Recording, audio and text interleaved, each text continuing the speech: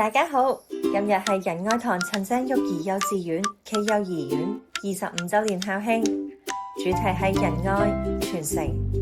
代表住我哋以仁愛培育幼兒，亦延續學校25年嘅教育理念。就讓我哋一齊回顧學校喺呢25年嘅重要時刻。學校係喺2001年創校，係喺港鐵九龍站附近。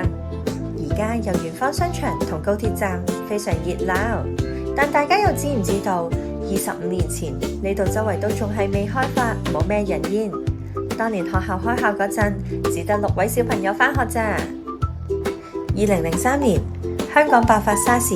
學校需要停課，但仁愛堂上下所有教職員依然緊守崗位，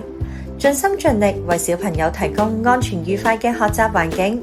雖然大家都要戴住口罩，但小朋友返學都係好開心。喺呢一年，學校嘅學生人數終於達到100人，收滿學生啊！到咗2008年，學校得到陳鄭育兒校監嘅捐款支持，進行翻新工程，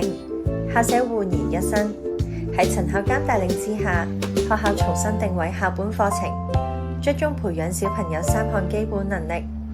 溝通、協作同創意，亦即係我哋所講嘅3C 課程。2012年，學校得到仁愛堂蔡黃玲玲教育基金支持，委託香港教育大學鄭佩華教授帶領學校進行3C 課程研究。為咗裝備老師參與研究，全校教師更去到新加坡進行考察交流。教學團隊建構出一套以遊戲為媒介，鼓勵幼兒自主學習嘅教學模式。更舉行發佈會，同業界分享研究成果。憑住教師團隊嘅努力，3C 課程獲得教育局同業界廣泛認同。學校除咗多次獲教育局同大專院校邀請，亦曾到澳門同孟加拉分享成功經驗。2024年，更喺教育局舉辦嘅創意教案比賽中榮獲傑出教案獎。學校一直積極優化課程，配合教育局2017年幼稚園教育課程指引中提出，期望幼兒能對中華文化和民族認同有基本了解。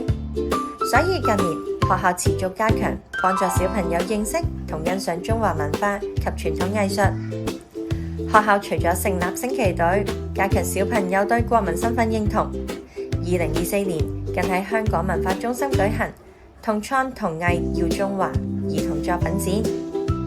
啟發小朋友對中華文化嘅興趣同熱愛，將優秀嘅傳統文化傳承落去。2025年，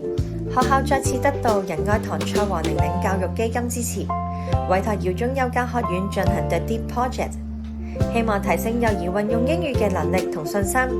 亦藉此擴闊小朋友嘅國際視野。為支援教師參與研究計劃，安排老師去到芬蘭進行考察交流，親身體驗芬蘭特色教育。25年嚟，學校經歷咗唔少嘅轉變同挑戰，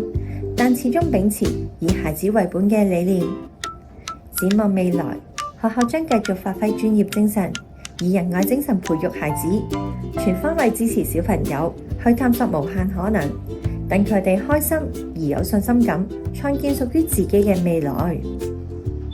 最後，我哋一齊恭祝仁愛堂陳鄭育兒幼稚園暨幼兒園生日快樂！